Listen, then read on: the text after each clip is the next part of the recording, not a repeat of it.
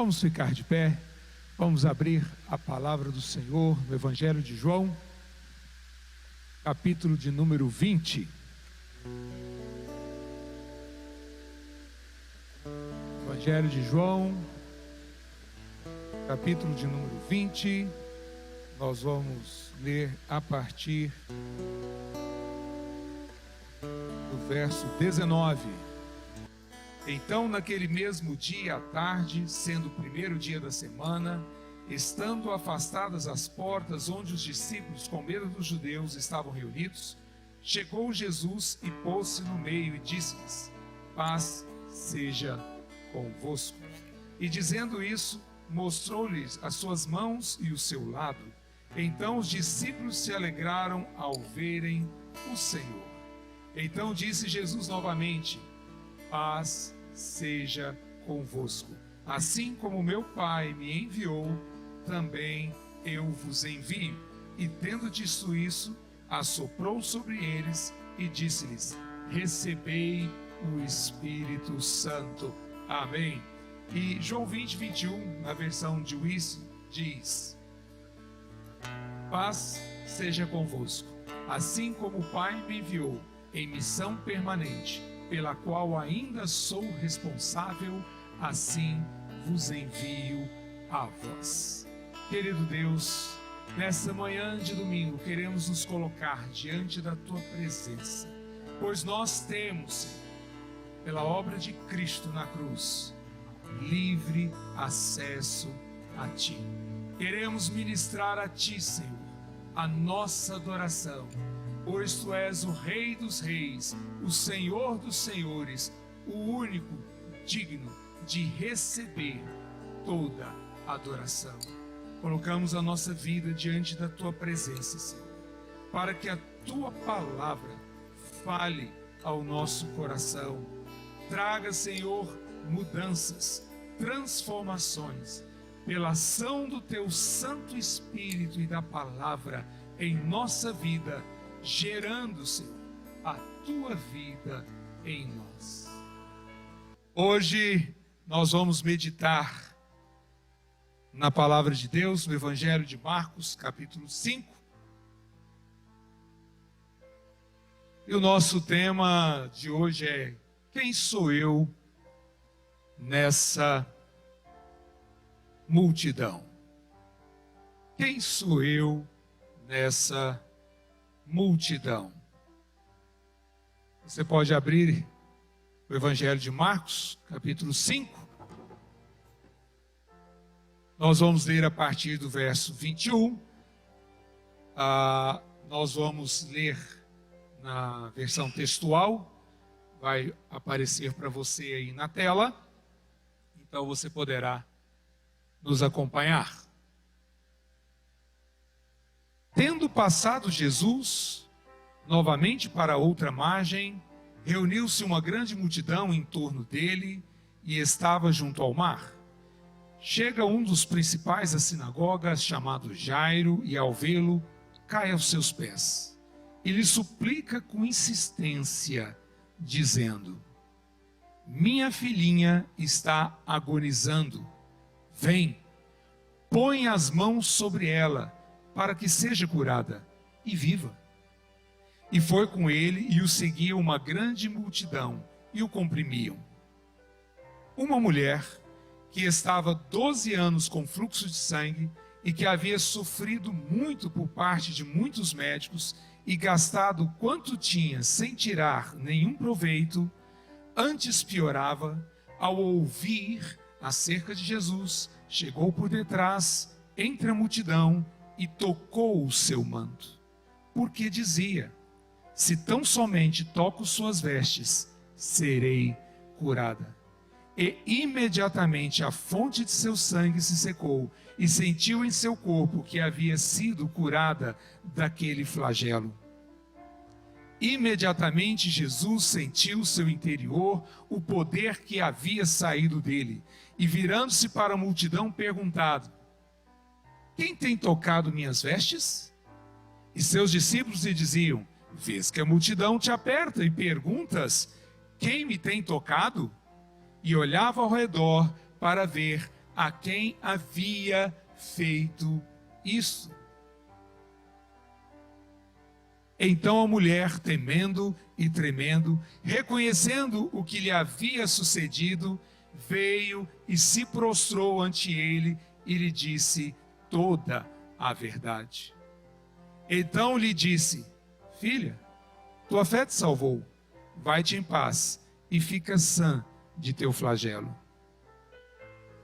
Estando ele ainda falando, chegam da casa do principal da sinagoga, dizendo: tua filha morreu, por que molestas ainda o mestre? Mas Jesus, chegando a ouvir o que se falava, diz ao principal da sinagoga: não temas, só segue crendo. Amém? Querido Deus, que a tua palavra encha o nosso coração, transforme a nossa vida. Espírito Santo, fale esta manhã com cada um de nós, naquilo que necessitamos para te servir ainda mais, te obedecer ainda mais, em alegria, sob as tuas bênçãos e a tua direção, em nome do Senhor Jesus. Glória a Deus. Amém? Podem se sentar. Eu pergunto a todos: quem estava ali? Quem nós tínhamos ali? Primeiro, Jesus estava ali. Quem mais? Jairo. Quem mais? A mulher que estava enferma. Quem mais? Os discípulos. Quem mais? Uma multidão. Tinha alguém que não estava ali. A filhinha de Jairo. Ela não estava ali. Então havia sim ali uma multidão. Mas eu te pergunto, quem eram eles? Quem era esta multidão lá atrás, onde está colorido, essa multidão lá atrás, andando atrás de Jesus? Quem era? Será que ali havia pessoas que tinham ouvido falar de Jesus e estavam vendo Jesus pela primeira vez? É provável. Jesus tinha acabado de realizar uma grande libertação do outro lado do mar da Galileia, libertado o gadareno, e chegou ali de barco, e a multidão já chegou junto. Estavam ali. Uma multidão que talvez estava desejosa de ver mais milagres. E agora, o que é que Jesus vai fazer? Será que ele vai curar alguém? Será que ele vai libertar algum endemoniado? Pode ser que ali era um local perto, era ali um local perto de onde Jesus morava durante o seu ministério. Provavelmente muitas pessoas não estavam vendo Jesus pela primeira vez, mas talvez estivesse vendo pela primeira vez com um outro filtro, agora vendo ele como um profeta. Pode ser que ali havia pessoas que estavam aguardando Jesus falar alguma coisa contra a Torá ou contra Moisés, que estavam torcendo contra, para denunciá-lo, porque pouco tempo antes dessa data, Jesus já tinha sido escorraçado de uma sinagoga. Ele já não era mais bem-vindo a uma sinagoga. Será que havia pessoas ali só esperando ele entrar em contradição com a lei? Quantos nessa multidão estavam tocando Jesus? Os discípulos mesmos falaram: a multidão te aperta.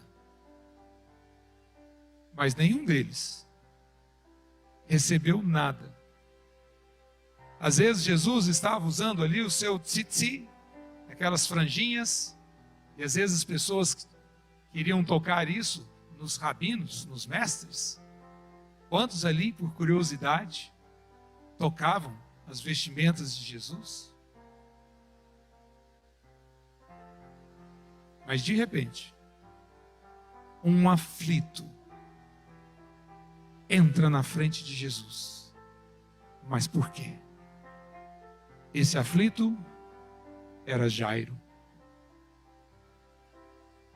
Jairo era o principal da sinagoga. O que é isso? Toda sinagoga tem 10 anciãos que administram a sinagoga. E ali eles nomeiam um para ser o principal. Ele que vai fazer a ordem do culto da sinagoga. Ele que vai fazer a ordem do estudo na sinagoga.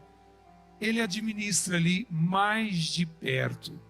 Quando algum visitante vem de uma terra, é ele quem diz: algum visitante está aqui hoje e gostaria de nos dar uma palavra? Foi isso que aconteceu, por exemplo, com Paulo. Quando Paulo estava viajando e Paulo foi lá, levantou e eu tenho. E a partir da palavra que leram, ele proclamou a Jesus. Isso era o hábito. Certamente, muitos fariseus participavam dessa sinagoga. Quando Jairo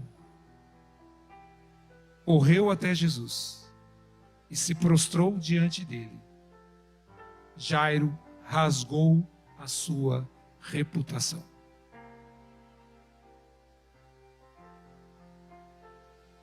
Por amor à filha, ele rasgou a sua reputação e fez uma confissão pública.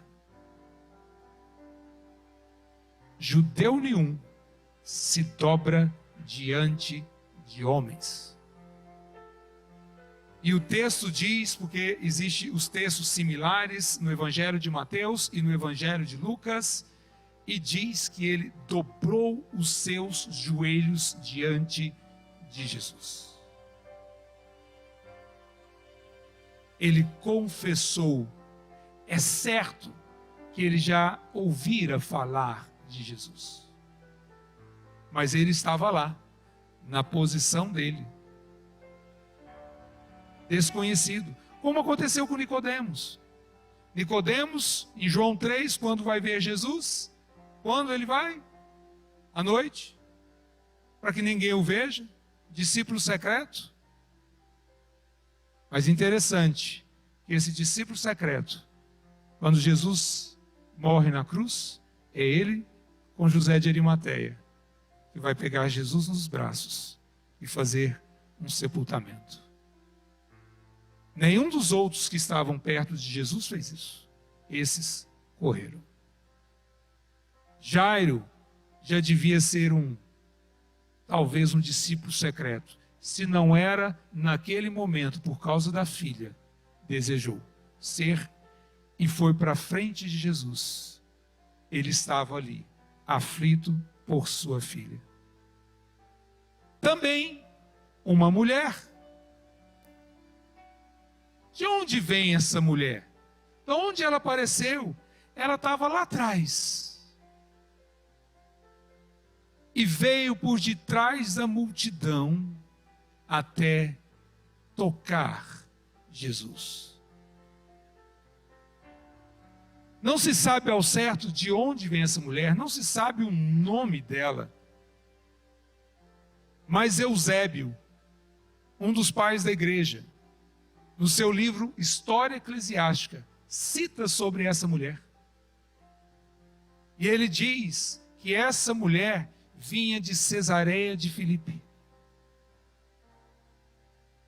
Para você ter uma ideia, é como você tem o Rio Jordão, que separa Israel do lado esquerdo, onde Jesus estava, Cesareia de Filipe estava do lado direito, ao norte, distante 50 quilômetros. Tem carro não, nem ônibus. Essa mulher veio a pé, fraca, 12 anos com hemorragia, fraca, saúde debilitada, 50 quilômetros, a pé, desértico, seco, clima muito parecido com o de Brasília, seco. Mas ela foi lá. Ela foi lá porque dizia: se tão somente eu tocar nas vestes de Jesus, eu serei sarada. Mas ela não podia tocar nas vestes de Jesus. Por quê? Porque ela era cerimonialmente inadequada. Isso não quer dizer que ela estava em pecado. Não é isso. Imagine um judeu, desde quando nasce, pelo menos 2 vezes por dia, ele escuta: Shema Israel, Adonai Eloheinu, Adonai Echad. Ouve, Israel, Yahvé é nosso Deus, Yahvé é um. Todos os dias, ao acordar, os pais falam isso para os filhos, e na hora de dormir, eles falam isso para os filhos. Imagine essa mulher pensando: onde está esse meu Deus? Esse Deus que eu ouvi desde criança, e que há 12 anos eu não posso me relacionar com ele.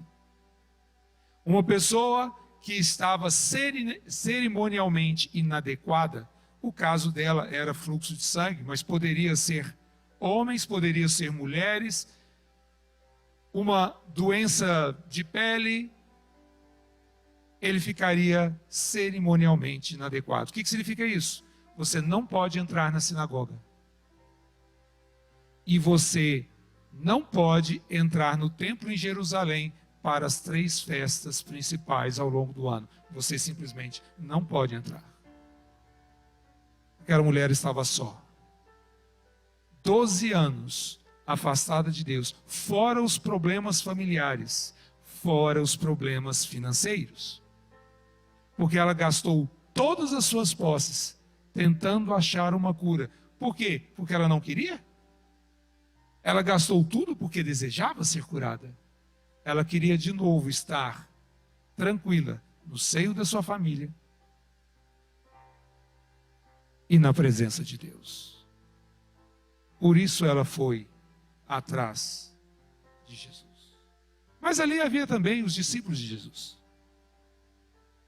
Provavelmente os 12 já estavam ali com ele e perto de Jesus, mas não só os 12. Marcos diz: discípulos. Provavelmente outros discípulos estavam lá.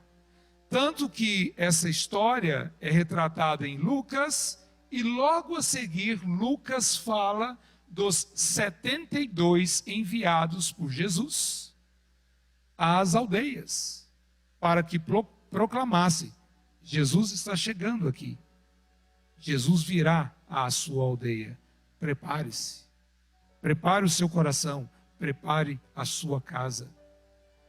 Então, provavelmente não havia ali apenas os 12 apóstolos, mas diversos desses discípulos, dentre os 72, deviam estar ali. Talvez nem todos, não sabemos. E talvez, se esses 72 não estivessem por ali, será que eles teriam sido impactados o suficiente para receber a ordem de Jesus? Vai. Sob a minha autoridade, vai. Alguns já deviam estar impactados suficientes, mas outros nem tanto. Mas ao ver a cura daquela mulher, veja, aquela mulher disse toda a verdade. Isso quer dizer que Jairo, que estava ao lado de Jesus, e os discípulos mais próximos que estavam ali, todos ouviram a história dela. O que é que eles pensaram? Será que eles julgaram a mulher? Alguém que está impuro não pode tocar alguém que está puro. É muito simples. Se você pegar um pano sujo e um pano limpo e esfregar um no outro, o limpo vai limpar o pano sujo? Não, mas o que o pano sujo faz com o limpo? Suja também. Então aquele que está impuro não podia tocar aquele que estava purificado, porque o tornaria também impuro.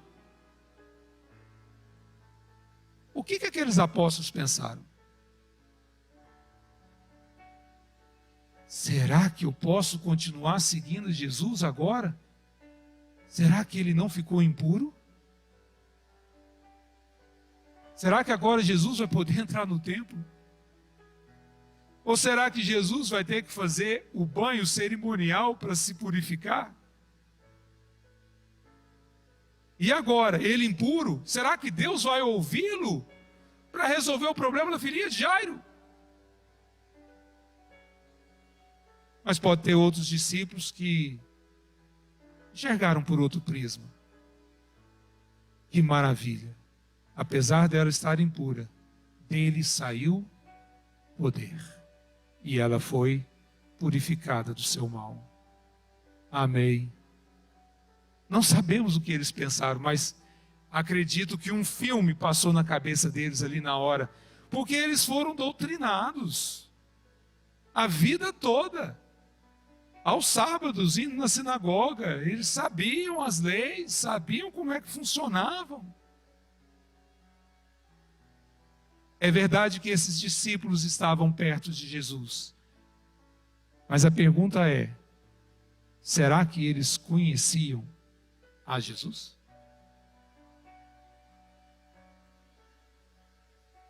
E de repente, chega um grupo da casa de Jairo.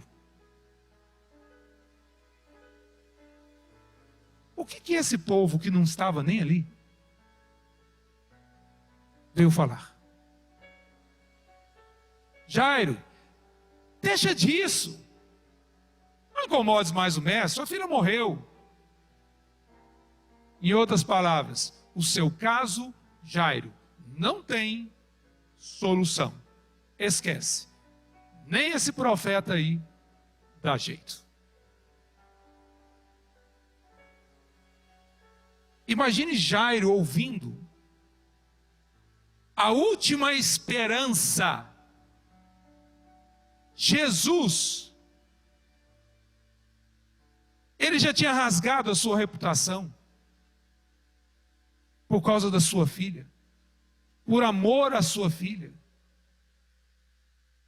Porque esses enviados do Satanás vieram falar isso aqui para mim. Palavras são sementes. E eles vieram plantar incredulidade no coração. Por que vieram plantar essa semente? Porque essa era a semente que a boca deles estava cheia, porque a boca fala do que o coração está cheio.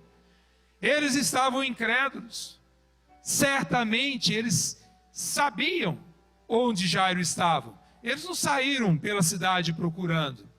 Eles sabiam, estavam na casa de Jairo. Eles sabiam que Jairo tinha ido atrás de Jesus. Jairo deve ter ficado com a filha até ver que não tinha mais jeito. Falou, é agora ou é agora. E largou a casa.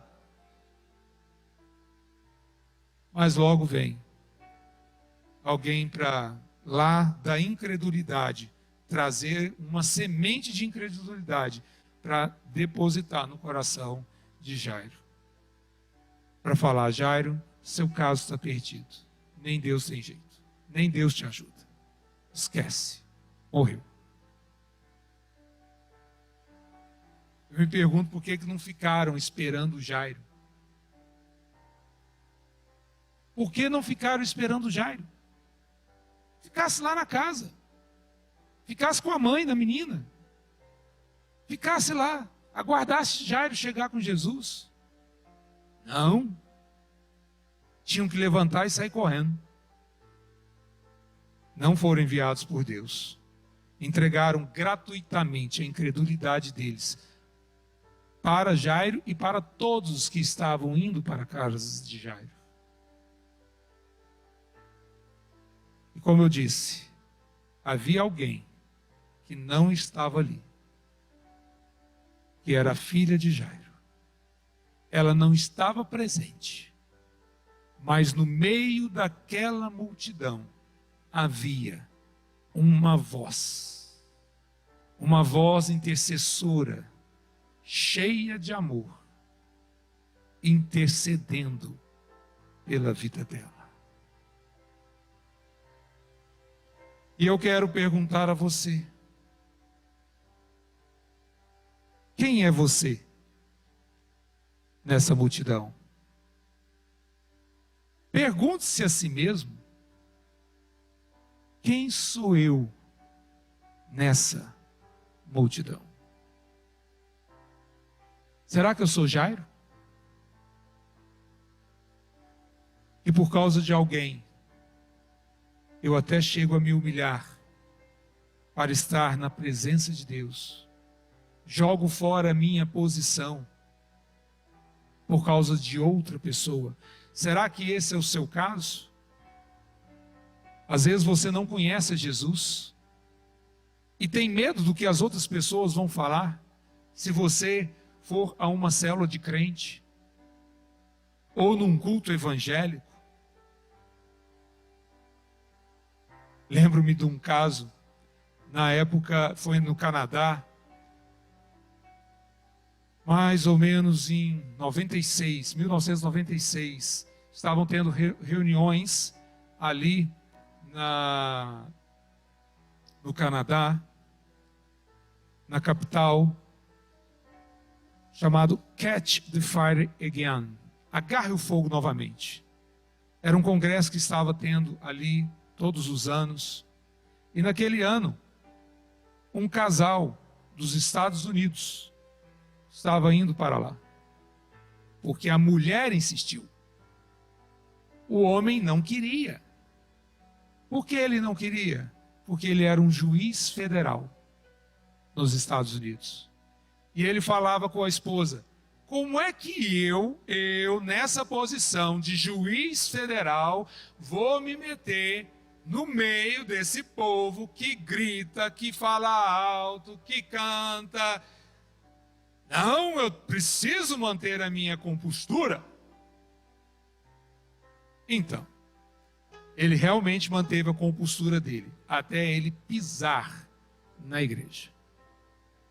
Irmãos, a presença do Espírito Santo era tão forte naquele lugar, que quando o homem entrou na igreja, aquele juiz federal, ele caiu para trás, bateu as costas no chão e explodiu em línguas. O Espírito Santo visitou, e ele orava e fica rolando no chão, orando em línguas. Foi batizado assim que entrou na igreja, na nave do templo. E a mulher adorando a Deus, porque ela tinha intercedido por ele. Ele precisa de uma mudança de vida. Ele entrou, um juiz federal dos Estados Unidos, saiu de lá, um escravo de orelhas furadas, um servo de Jesus. Glórias a Deus! Não importa o cargo que você tem, ser escravo de Jesus é superior. Pode ter certeza, nenhum cargo humano, trabalho humano vai ser superior a isso, a esse privilégio de servir a Deus. Às vezes você é como essa mulher que está há anos afastado de Deus. Às vezes impurezas tocaram a sua vida e você tem até vergonha. Eu estou impuro, eu estou em pecado. Como é que eu vou voltar para a presença de Deus? Onde eu chego, as pessoas sabem do que eu fiz. Onde eu chego, as pessoas sabem do que eu vivi. As pessoas estão me julgando. Ou às vezes não sabe, mas você pensa que ao adentrar numa igreja, a primeira coisa que elas vão falar é julgamentos com respeito ao seu pecado. Infelizmente, o seu temor não é infundado, porque os discípulos de Jesus provavelmente julgaram aquela mulher. E infelizmente, nas igrejas, nós vamos encontrar isso também. Mas o mais importante é que Deus não nos julga. Assim como aconteceu com aquela mulher pega em flagrante adultério e foi levada diante de Jesus Cristo para ser por ele julgada, a fim de que os demais pudessem apedrejar e matar aquela mulher.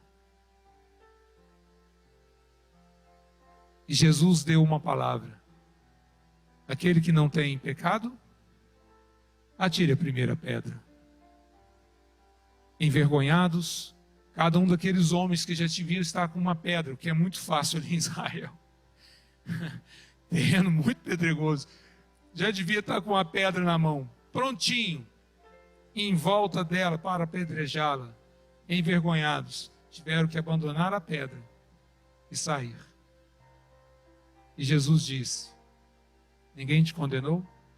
Então eu também não te condeno. Contudo, vais e não peques mais. O Senhor nos acolhe. Às vezes, você está como um discípulo de Cristo. Mas um discípulo que está andando com Cristo, andando de perto, ouvindo a sua palavra, mas está indiferente à multidão. Indiferente ao que Deus está fazendo. Indiferente à dor dos Jairos, à dor e às aflições dessas mulheres.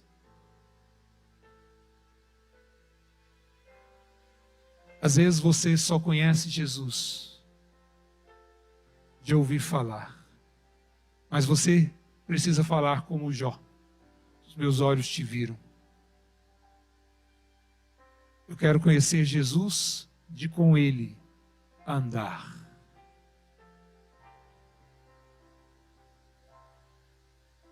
Eu quero conhecer Jesus de com Ele andar.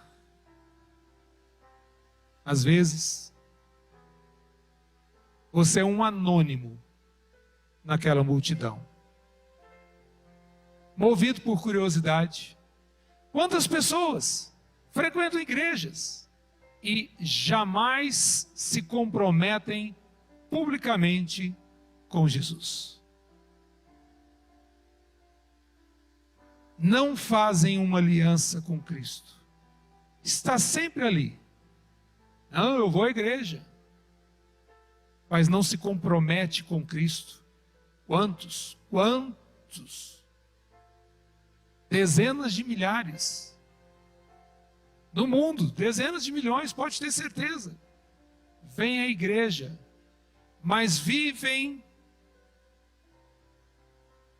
uma máscara quando está no local de culto, mas em casa, no trabalho, a sua vida diz exatamente outra coisa, que você está plenamente conformado com o mundo, obedecendo aos padrões do Deus deste século.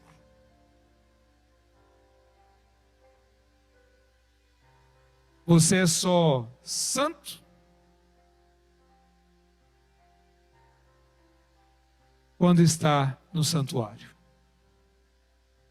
No resto da vida, o seu modo de falar, o seu modo de agir, o seu modo de tomar decisões, traem essa sua fantasia. Você ali é um anônimo, um espectador, alguém que não se compromete com o Senhor. Ou você que está me ouvindo hoje, é como um daqueles incrédulos que chegaram da casa de Jairo. E em vez de você ser parte de uma solução, você é parte do problema. Em vez de você ajudar, você atrapalha. Que tem aquele que não divulga a palavra, fica quieto. Mas tem aquele que, além de não divulgar a palavra, ainda fala mal. E está aqui, ó, com maledicência. Quantos têm sofrido por causa de maledicência? Há um estudo hebraico que diz, eles afirmam, tem um texto lá em Deuteronômios e Levítico, que diz que a maledicência se manifesta como impureza na pele. Eu te dou um exemplo conhecido. Quando Arão e a sua irmã Miriam falou mal de Moisés, qual foi o castigo em cima da Miriam? Doença de pele. Maledicência. Maledicência.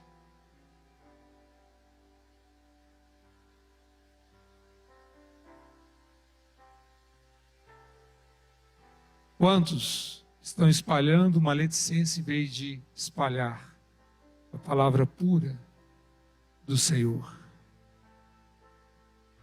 Ou você está como a filhinha. Se alguém não ouvir a sua voz e for atrás de socorro para te ajudar, você irá perecer. Eu não sei qual é a sua situação hoje. Se você está como Jairo, se você está como a multidão, ou como os discípulos, ou como a mulher enferma, ou como a filhinha de Jairo. Uma coisa eu sei, que não importa qual desses personagens você se percebe, com qual deles você se identificou. Mas o que Deus requer de nós é que não continuemos a ser Jairos, como a mulher, como a multidão, como os discípulos, como aqueles descrentes, ou como a filhinha de Jairo nas últimas.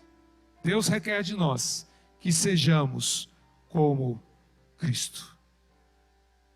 No meio desse todos, estava um que tinha solução.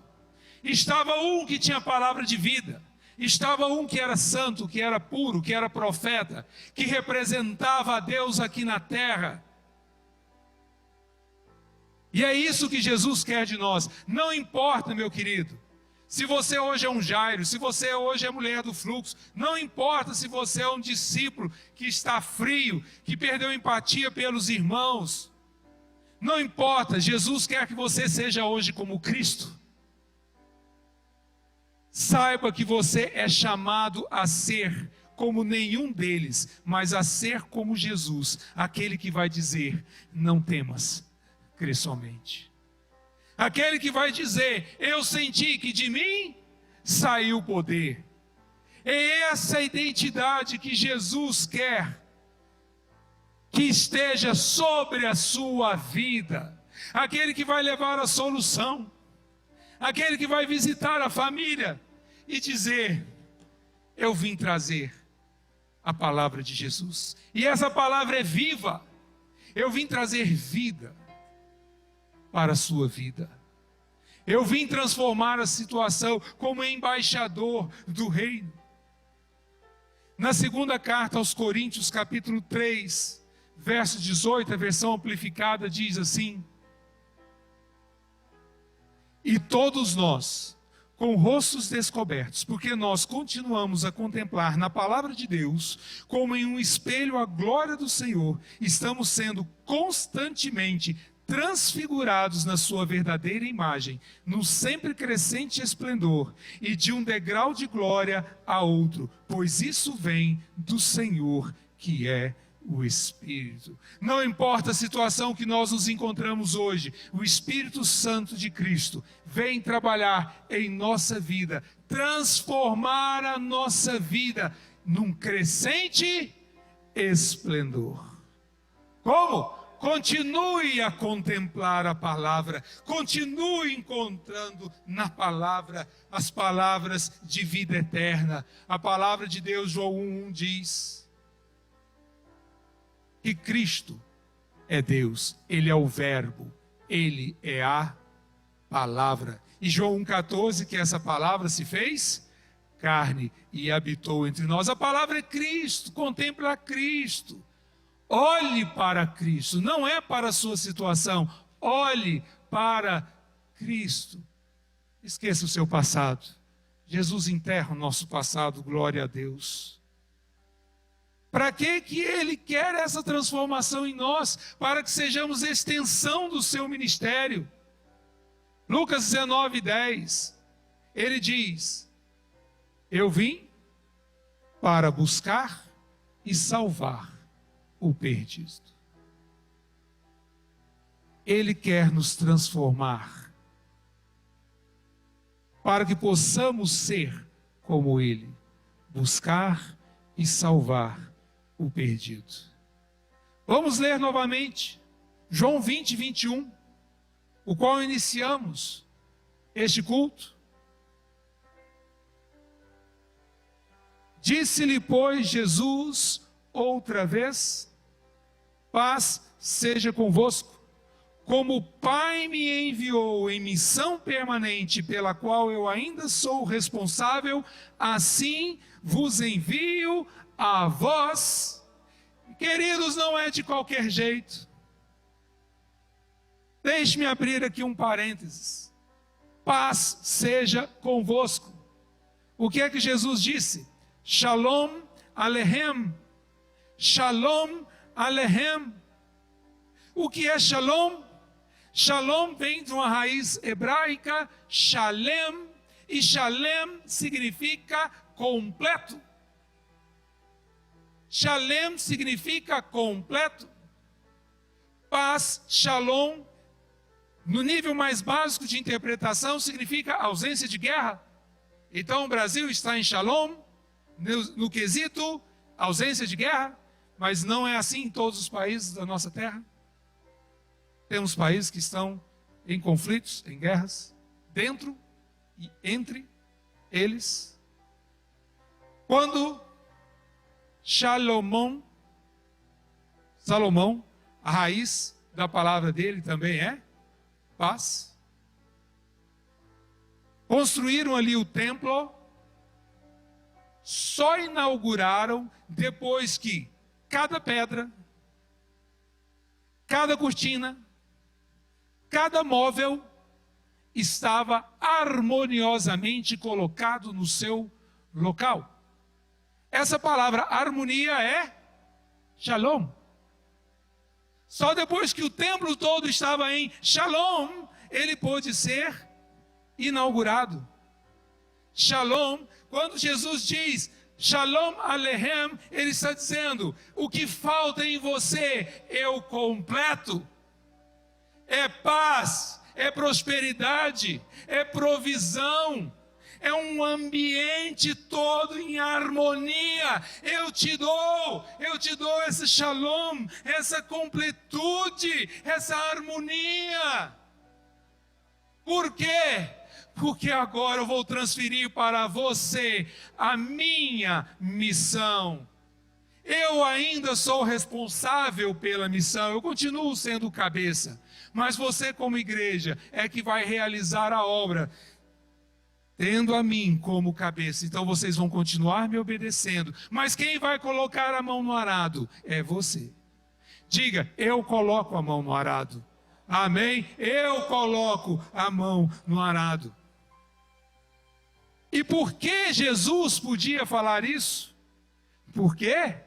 Você já leu em Isaías capítulo 9, ele é chamado príncipe da paz, que em hebraico é Sar Shalom. Mas eu quero dizer aos irmãos que Sar não é príncipe. Príncipe é uma outra palavra. É as nossas traduções. Sar significa ministro. Ele é o ministro da paz. O seu ministério é a paz, é tornar-nos completos. Ele ministra a nós, nos completando. Nada tem nos faltado, Senhor. O Senhor é o meu pastor. Nada me faltará. Salmo 23, 1. O jeito de ler em hebraico significa: o Senhor me faltará. O Senhor é o meu pastor e Ele não me faltará. Ele não me faltará. Agora, como diz Efésios capítulo 1, nós somos abençoados com toda a sorte de bênçãos nas regiões celestiais em Cristo Jesus. Cristo nos tornou completos. Cristo se tornou o Yahvé Roi, o Senhor nosso pastor. Ele não nos faltará. E se Jesus não nos falta, estamos completos. Então, nada nos faltará. Amém? Glória a Deus. Esse é o nosso Senhor. E Ele diz: ide evangelizai, proclamai, fazei discípulos de todas as nações. Prega a minha palavra e eu estarei convosco até a consumação dos séculos. Ele nos transferiu tudo isso.